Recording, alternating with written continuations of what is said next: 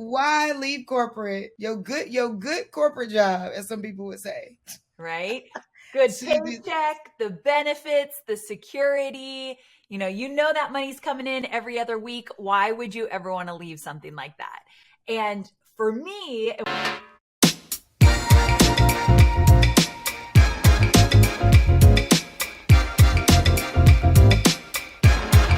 Here with my co-host, Takia Ross. and we're so happy to have with us today Amy Porterfield, who is ex-corporate girl turned marketing expert. One, I just love that tagline. I don't know if you have that everywhere you're listed, but I would put that on a shirt. right? And she also has a podcast called Online Marketing Made Easy. She has done a lot. Okay. So here's this, I love, there's so many pieces of it, right? Like you have a book, 2 weeks notice, create a successful online business to make more money, work where you want to work where you want and change the world. I love that. Yeah. But why, Amy? You could be doing Why? anything in the world. You could be astronaut. You could be an astronaut. You could be creating birthday cakes. You could be like working, in a factory. You could be doing anything. Yes. Why leave corporate? Your good corporate job, as some people would say. Right? Good To do- paycheck, the benefits, the security. You know that money's coming in every other week. Why would you ever want to leave something like that? And for me, and what I teach my students is freedom. I want to work. Well, first, let me back up. I don't want to answer to anybody. And I want to work where I want to work, when I want to work, how I want to work. And I want to make as much money as I want to make. And in corporate, even though I had a great job and I got paid well and I got to work with Tony Robbins, that part was all amazing. But I hit this ceiling and there was no way I was going to make much more. But even more importantly than the money, my time wasn't my own. And that, when you get to call the shots and work when you want, where you want, and how you want, life is different. It is just different and better. I like that. agree. I mean, I think that's why most of us jump ship. Right? We like, nope, I can't do this anymore. That was no ma'am and no sir. I'm all right. Now, we do jump ship, and we're like, okay, got it. I'm gonna do this thing. And then you like, oh, I got to market, right? And in most cases, you're like, I might have to become a marketer. Like that. I was just gonna be a product-based founder. I didn't plan to do all this content, so a lot of times what I hear from founders is it's taxing, it's tiring, it's hard. But so I want to dig into that, but let me step back 1 second. What is online marketing? Right? Because I think that this is where things get a little gray, right? And what is online marketing, right? Versus content creating versus social media posting. Like, is there a difference between all of this? How do you look at it? So when I think of online marketing, I look at it all. So creating content, posting on social, growing my email list, doing webinars, putting together funnels, all of that is online marketing. Because for me, I don't love social media. I wish I loved it. I don't love it, but I do it because it's part of the business. But if I didn't do social media, I would struggle to grow my email list. If I didn't have an email list, I would struggle to sell. So to me, it's all encompassing. All that stuff we do online to attract our audience, resonate with our audience, get them into our world, nurture our audience, and eventually sell and support our audience. So to me, it's all of it. What is your hero product? Like, what is your main? Is it the courses or is it the books? Yeah, it is. So my book's not out until next year. So that's still in the process. So my course is called Digital Course Academy. That's my bread and butter. I like that. You call it your hero product. That's good. So that's the thing that I am known for. I launch once a year. I go really big, and I teach people how to create and sell a digital course online. Okay. Wait, go ahead to give. I know you because my face my face get balled up, and it's because I'm thinking hard, y'all. I'm thinking, Amy, I'm over here thinking hard because one of the things that I see with a lot of entrepreneurs, including myself, is that we're working in and on our businesses at the same time. Yeah. And so oftentimes, I'm not even going to lie, the overwhelm Ugh. that happens when you have to do all the things. So, like you are the baker, you know what I mean? And then you got to remember to take the pictures of the cake. And then you Yeah. got to remember to post a picture of the cake. And then you got to remember to tell them to have a call to action about the cake. And then Oh, you got to listen, Amy, okay? it's And a if lot. they change the algorithm one more again, Amen yeah, to that. I'm Yes. quitting. Yes. So, Amy, like, as you think about this and like as you got started and you're like, okay, I need to marketing, because that's something else. Like, I need to market how my marketing business. What Yeah. do we need to think about? Like, what are those first things? Like, listen, if you don't have anything but this, and this, okay. Okay. Love this question. And I want to point out, you make such a great point. We leave these 9 to 5 jobs that give us security only to work harder, work more, not have a steady paycheck. Like, why would anyone want to get into that world? And it comes back to freedom. But it is really tough in the beginning. I always say those first 2 to 3 years, oof, they are not for the faint of heart. And so to answer your question, the first thing is you got to change your mindset. If you are going to build a business online, you are a marketer. Amen. Stop right there. And so because we're all wearing so many hats, when I first started, I did it all myself. And then my first employee was a 5-hour week virtual assistant who together we were trying to figure out what the heck we're even going to give her. So I stumbled through this just like everyone else. And the beginning thing you need to think about again is everyone's a marketer. If you have a business online, you're a marketer. Number 2, how do you market? Well, one of the first things you got to figure out is who are you serving? And it's like the least sexy thing to do. We call it your ideal customer avatar. But who the heck are you talking to, serving, creating all this content for? And this takes time. You start out with you just kind of make an educated guess, and then you develop it over the years and get really clear on who it is that you want to serve and how you can get them results. The second thing is you've got to grow an email list. Like, I can't say this enough. Just recently, that the time that we're recording this, Elon Musk is going to buy Twitter. Who knows what that man's going to do with Twitter? But if you had built your business on Twitter, which most of us haven't, it's usually Instagram. But if you did, and he changes everything, boom, like you said, that algorithm changes and you've just built your business on rented land that you do not own. So don't do everything on social media and think you have a business. I don't think you have a business if you do everything on social media. You have to have an email list, which means you create something of value for free. You give it away in exchange for that name and email so that you can nurture these people and you control that. You don't control social media. So having an email list is so incredibly important to building your business. That was so helpful.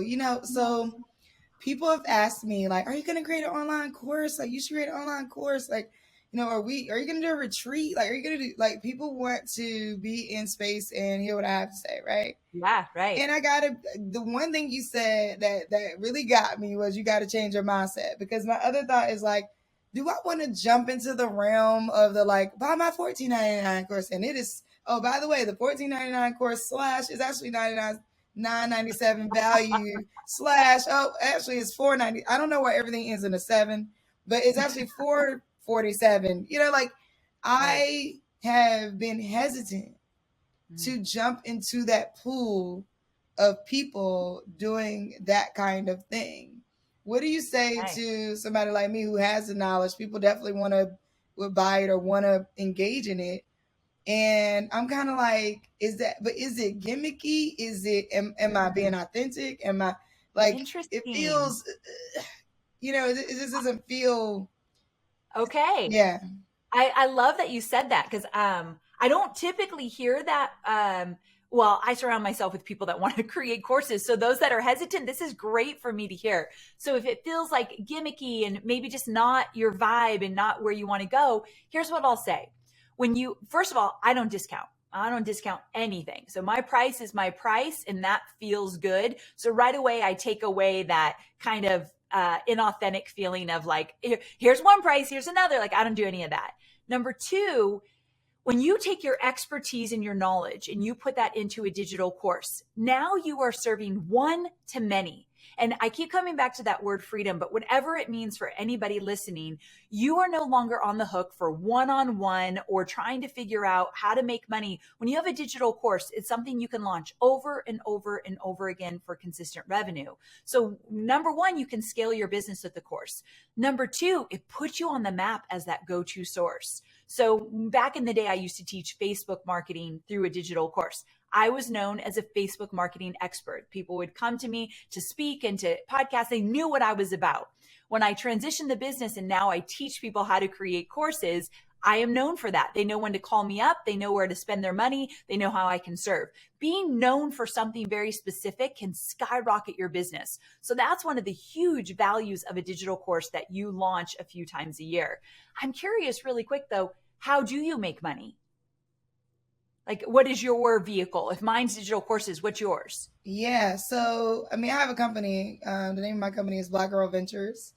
Oh, I And knew that. Yes. Okay. yeah. And Yeah. Okay. so, I mean, I have a salary through Black Girl Ventures, but I also do Gotcha. consulting, speaking, brand deals, Okay. different things like that. The reason I ask is because all those things, I did know that. Of all those things, that stuff can go absolutely into a course when people don't want to or can't afford you in one way. They can afford you in a different way through the course. So you're kind of set up perfectly for a digital course, but I'm biased. Okay, Amy, well, just sign me up. Okay, that's it. What do we do? What do we do? I love it. I'm over here like, because now I'm a nerd. I got to take my notes and stuff, Amy. Okay, so one of the things, another thing that we find, especially with digital courses and that sort of thing, is service providers, right? When you provide a service, like trying to figure out how to do a digital course, in a lane of expertise, right? So I'm going to say this, right? A lot of times, as a makeup artist, people only saw me as a makeup artist. So they only saw and thought that I could talk about makeup artistry. So they would come to me, of course, like, oh, it's a kid, teach us how to do our brows and teach us how to do lashes and, all of that stuff. Okay, great. However, I can speak about other things. Like I built a makeup artistry business. And so a lot of times it's about trying to figure out, giving yourself permission to live in that part of your greatness. You know what I mean? Like, yes. Okay, go, Amy. I'm ready. Because Amy's about to tell me. She about to say it. I know it. I love that you're saying this because a lot of people, you're right. Like you're known for your expertise in makeup, but you're like, hello, I built a thriving business. I could teach other makeup experts how to do what I do. And really that's like where the impact and money really is, because now you're helping someone build their own empire. They're willing to put the money in, they're willing to put the time, they're eager and hungry. So I love that angle. And I also really appreciate the fact that sometimes we don't want to always do what we always do and what we're known for. We're so much more valuable than that. So absolutely, anyone listening that thinks I want to create a course, but not necessarily in my core competency, I've got other skills people don't know about, by all means, expand into that area. The only tricky thing, and this is very doable, is you got to build that audience. You got to make sure that you have these makeup artists that want to build a business, which you absolutely would doing what you do. So it's a really nice transition. I'm trying to get her to do it. Okay, Amy. I've been Yes, saying, do but it. I ain't even gonna say on the airways. Don't say it on the airways. I ain't gonna say it on the airways what I wanted to do. I ain't gonna say it about. I'm gonna call you later. I'm gonna talk to you about. Call me. Yeah, talk to me about it. I'm gonna tell her later. That's a good friend. That's a good friend. I just think it'll be a hit. But anyway, so another thing that I find that in past like coaching programs and things like that, where I've paid into them, and of course you got to date the coach. You got to figure out who's right for you, right? Yes. Wait, hold that thought. Okay, we're gonna go out on a break, and we're gonna come right back because I want to ask this question. I think it's gonna be a key one. All right. All right. So, okay, here's the thing. I have like signed up for people's things at their 5K a pop. kind of things. And then I get in there and you kind of like, they flood you with information. And then you got to, of course, you still got to do work. So you got to figure out what to do with what's there. And then you're still kind of like, you're still kind of alone.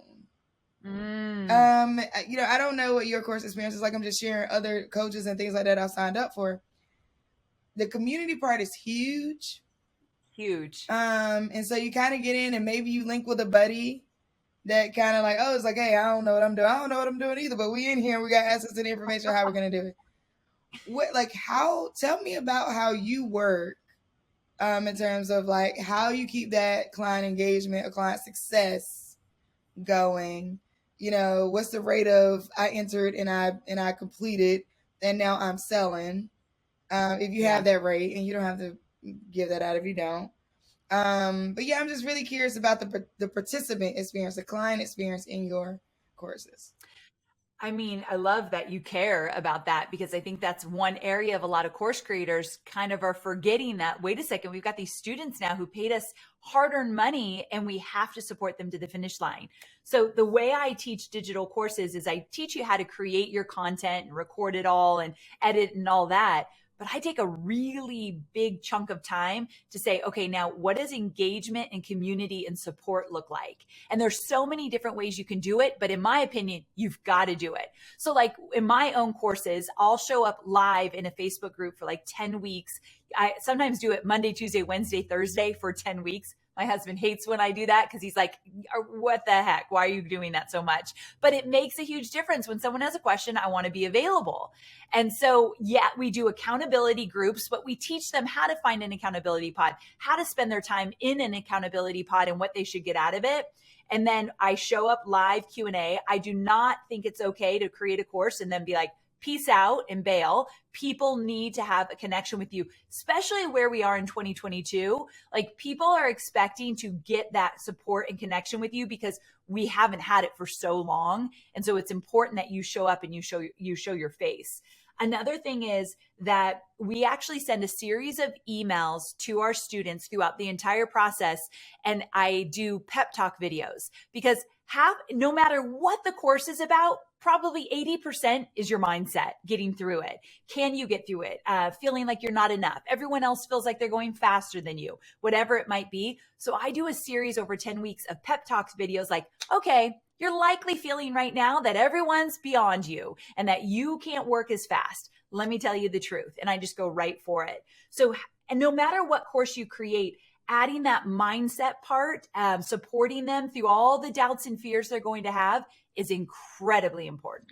So Amy, I have a question. So when you think about like a lot of entrepreneurs getting started, a lot of time when you think about creating a digital course or your online marketing, most of them, I'll speak for myself. I didn't know what I was doing. Like I had no clue what I was doing.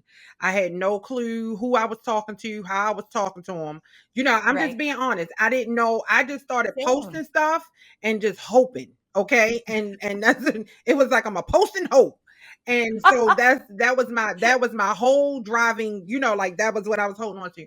But then it was like I woke up one day and I'm 5 years and I have all of this content, I have all of this information, and I don't even know what to do with it. Like I don't even know what to like. Now I have all of this information about, taking pictures and like, when I first start, what should businesses when they first are starting, what should they be thinking about for the future? Like, okay, I can't have a digital course. Well, I'm not thinking about it right now, but maybe 3 years from now, I think that I could possibly do it. What should we be doing and what should we be capturing and keeping so that way we can use it moving forward?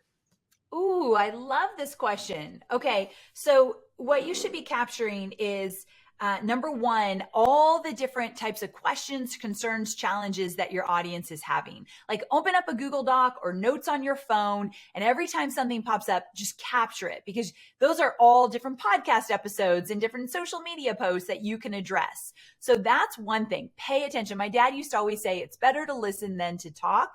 And I agree, especially on social media. Listen, pay attention. They will tell you what they want. That's one thing. Another thing is your journey. So let's say that you created a digital course based on how to build your beauty empire, whatever that looks like for you.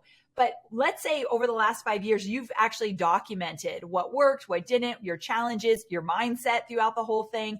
I wish I had a journal going back 13 years about how I felt that first year of business. So I always tell my students, just journal it, document it, because you're going to use all of that in your course. Because when people create a course, what I tell them is they only need the 10% edge, which means they need to be 10% ahead of those that they're serving, and they need to have gotten results. If they're promising results, they need to have gotten it for themselves or for somebody else.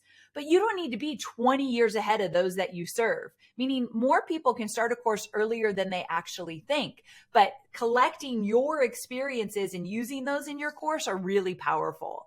So I think that's something. But I also want to touch really quickly. You were saying, you learn all this stuff, and then like, what do you do with it?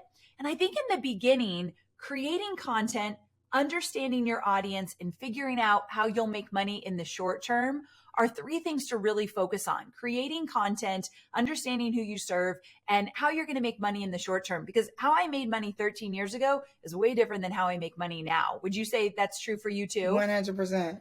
Well, you know what? Yeah. It's funny. The way I think about how I'm going to make money is definitely different than even 5 years ago, right? Good point. So, and I think, how I'm going to leverage what as I've gained more leverage over time, and I think differently about how I'm going to get something done. So speaking of that, okay, do you have a team of people that put courses together for people? Oh, great question. So I don't. I teach people how to do it on their own. However, I love that you asked this. So we have this big initiative to start a certification program so that my coaches could then do it with them versus they have to do it alone. And I'm seeing a desire for that. Like someone like you who's a baller, already has a big business, making good money, but let's say you want a course, you're likely not going to do it on your own. You got too much going on. So someone like you would be perfect for like a coach to do it with you, or a consultant kind of thing. That's so it's in the work. I wasn't asking that for the audience. I just want y'all to know I love all y'all, but I was asking that for me. Yeah, it was a personal thing. It was a personal question. Because I was thinking the same thing. I'm like, because when do you have the time? Like, because that's the thing. Like, I was sitting here and like I have blog, post ideas and my newsletter idea, and it's like, all of the time that it takes just to write the one blog post, the one newsletter, then you got to do the LinkedIn one, then you got to do something on this one, then you got to talk to your email list, then you got SMS marketing, so then you're talking to them on something else. So then I'm like, wait a minute, who's gonna help me with this lights, camera, action, Amy? Right. And there definitely are people out there that would love to help you, for sure. Okay, so we're gonna need you to make a list of them. Yeah. And then send them all over to us so we can. Yes, I've got someone in mind.